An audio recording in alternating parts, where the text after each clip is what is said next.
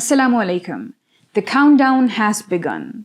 Ramadan is nearing its end, and today marks a day that changed the course of the very origins of Islam in the Arabian Peninsula. The 17th of Ramadan is remembered as the day when the first battle of Islam was fought during the time of the Prophet Muhammad sallallahu alaihi wasallam.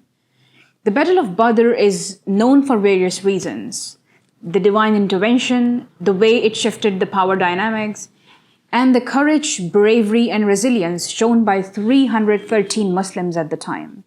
So in today's video, we will explore different perspectives on this historic event beyond the well-known ones.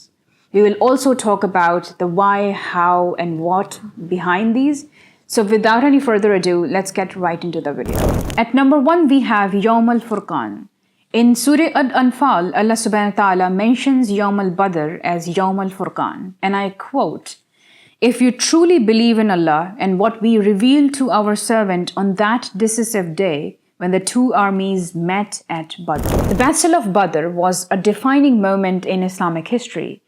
This was the day that drew a clear line between truth and falsehood. The meaning of Furqan is to separate or distinguish. This day also exposed who truly stood for Islam and who hesitated. The Quran also mentions the term Furqan to refer to the Quran itself as a means to distinguish between truth and falsehood, right and wrong. So it wasn't just a war, it was a day that defined the future of Islam.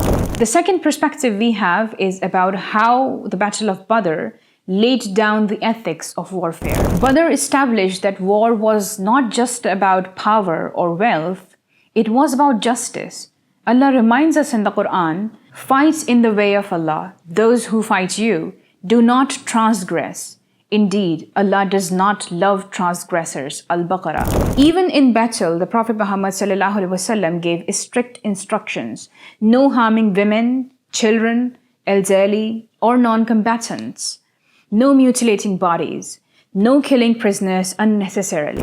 One of the greatest examples was how the Muslim army treated the captives of Badr. Instead of torture or revenge, the prisoners were given food and shelter, sometimes even better than what the Muslims had at the time. Some were freed without ransom, while others were allowed to earn their freedom by educating Muslim children. The third angle is how it was a symbol of divine intervention.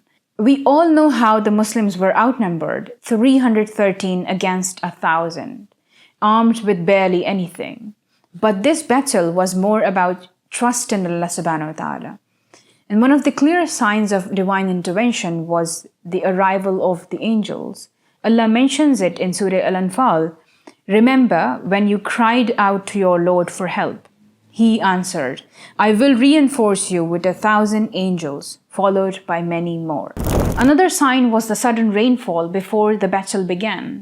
While it strengthened the Muslim camp, it made the ground muddy and unstable for the Quraysh. Another angle is how it was a trial and not just a victory. While the Battle of Badr is often remembered as a great victory, it was also a test. The Muslims were not just fighting an enemy, they were also confronting their fears, doubts, and sacrifices.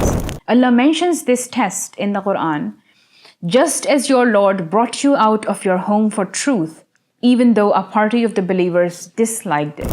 Even after victory, the trial wasn't over. The way they treated the prisoners, the humility they maintained, and the reliance they had on Allah subhanahu wa ta'ala after the success, all of it was part of the test. And finally, the psychological battle. Badr wasn't just a physical confrontation, it was also a mental and emotional test. The Muslims were outnumbered and under-equipped.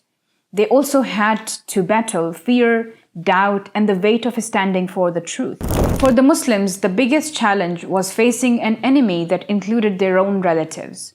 The test wasn't just about fighting, it was about loyalty. It's clear from these reflections that it was Youm al Furqan, the day that separated truth from falsehood. The legacy of Badr isn't just history, it's a reminder for us today.